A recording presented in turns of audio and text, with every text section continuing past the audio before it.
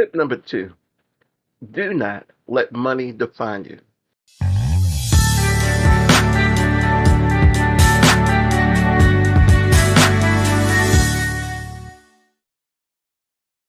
Let's say you find a job that pays you $10 an hour. Listen to what I just said. You find a job that pays you $10 an hour. Now, the job is worth $10 an hour.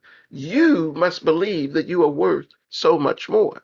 Now, some people will take jobs at lower incomes because they have devalued their worth. What you've done is you've taken advantage of what you may have considered to be an opportunity. When it comes to money, you cannot let it define you. You cannot be known for money because money changes. It goes up, it goes down, it buys things that are good, and it buys things that are not so good. If that's you, if you're hither and thither and you're just being blown about by the wind, if you allow that to be a part of your relationship, then you will have major instability because money changes. You need to remain as much the same as the person you were when you met your mate or your spouse or your significant other as you are today. You stay the same, but you may get more things because of the money that you have. Because, like we said in tip number one, money is for spending. But it's very important that you remain who you are. The core principles of who you are must remain the same to keep the relationship where it should be. But if you're defined by money, you're just going to change. If you got a lot of money, now you're happy. If you have a little bit of money, now you're sad. You can't change like that. Money should not have that type of power that it changes your behavior. You just have to see it differently. We'll talk about that more later. Now, I want to start off saying that these are just my opinions. I am not your personal coach. I am not the person that probably you should be listening to. But I'm just expressing my opinions as a 53-year-old man and how things have, happened within my life and why I've come to these conclusions. I look at money as one way. Money is for spending. I mean, you don't go out and get a hammer and figure, I'm going to use a hammer to eat some soup. No, hammers are for hammering stuff. Yes, nails are for holding things together. Money, its whole purpose is to use it to buy something. Money is for spending. Now, this is not the conversation at this particular point. We'll talk about it later about saving money. No, but see, people need to understand money has one principal purpose to be exchanged for goods. That's it. That's it. What else would you possibly use it for? So in relationships, people feel differently about money. Some people think, we shouldn't spend so much. But if the family or the relationship has needs, what's wrong with that? What's wrong with giving yourself the best? Some people like to buy everything on sale. That's great if it's a good product on sale, and that's also your choice. But when you have money, you can actually do it in your pocket. What are you saving for? What are you saving for? You're saving for to buy a better one? What if that is the best one? And sometimes when you see things, when things become available, they don't last very long. So if you got it, there's nothing wrong with spending your money. That's tip number one. This is how the arguments would start in my home. We got to save money.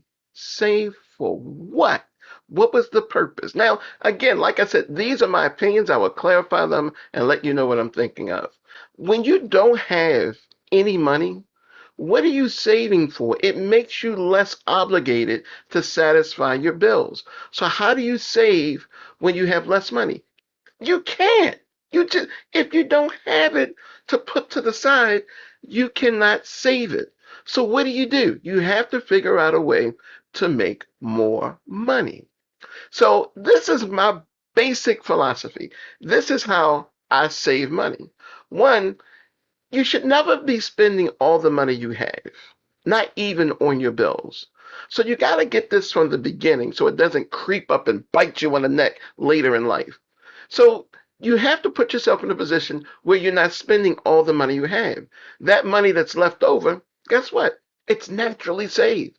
But to take a mental focus and say, oh, I'm going to save $1,000 this month. Well, if you're neglecting your expenses, then your saving is not to a benefit because with the expenses that you have that you're not taking care of, they have penalties and fees and fines and things just keep rising up. And again, it puts the relationship in a rocky plight. So we don't want to be there. So make enough money where you can't spend it. And if you're working a 9 to 5 job, this is the problem with 9 to 5 jobs. Listen, I am an advocate for self employment and personal development. But when you work a 9 to 5 job, if you make $10 an hour and you work 8 hours a day, at the end of 8 hours, you get $80. Now, what if you just feel really great today and you decide to go into work and you just work twice as hard today as you did yesterday? You know what? At the end of the day, you get $80. Remember, you're only getting paid what the job is worth. So you have to think about this in terms of the relationship. Like, do you want money to define your relationship? Absolutely not, because money is the worst thing to define your relationship by. But if you make enough and don't spend it, then guess what? You've got some left over. What do you do with the leftover?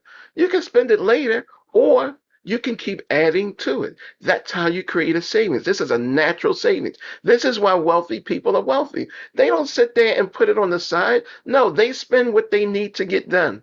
They think you might need a lawnmower. Yes, because your yard needs to look great. You might need, get another water bottle as you jog or something because the old one you have, it's stained and it's colored. It's just things that you need to spend your money on. But to sit there and to feel like you have to just put it on the side, no, when you need it and you have the money in your hand, pay it. Now, I'm not saying neglect your bills. If your rent or your mortgage is due, those are the first things that you pay. Then your electrical, then your water, or if you have those type of things, and those necessary expenses. I'm talking about after you've paid these necessary expenses. Then, it doesn't mean, oh, I've got $2,000 left. Let me go spend the 2,000. That's not what I'm saying. You get the things you need, and yes, you get the things you want, but you're realistic. But at the end of the month, when you look back and you see, oh, I've got $1,500 left, you just saved $1,500. Because just like the analogy of the job, if you go into work today and you're not doing as good and you're making $10 an hour and you're not feeling as well and you're not as productive, guess what? At the end of the day, you still get $80.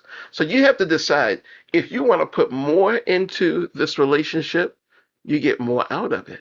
That's just the way life is supposed to work. If you're working a job and you're putting more into it and you're not getting anything out of it, that's why you can't save and you're arguing about money. So my point is, make more money than you need. That way, you're forced to save. And then you see a car, you look back, oh, that car costs 15,000. I got $20,000 in my bank account. Pay for the car. Don't finance it. Pay for it. Don't pay interest. Live debt free. That's my rule. Just sharing a thought.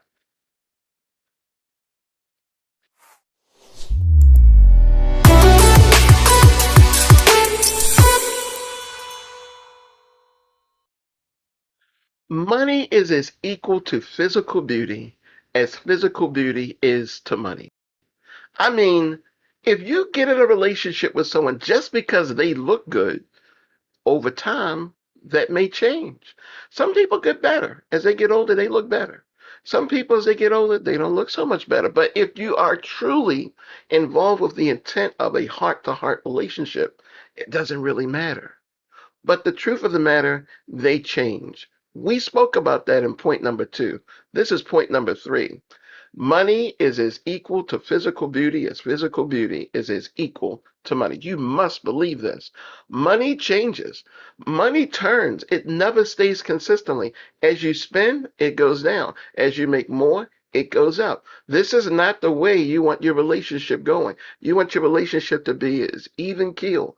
So you do not want to look at a person's potential for earning or where a person may be financially at in life to let that be the bargaining chip that you use mentally and say, oh, this is a good person for me in a relationship because they have money. It goes both ways. Today, women make just as much money as men, which is awesome because they've been behind the scenes helping men to make a lot of money for years. So it's about time that they actually get their props, and they're getting their props in a very, very large way. So you got to keep the separation. You got to see it for what it is. Love the person for who they are.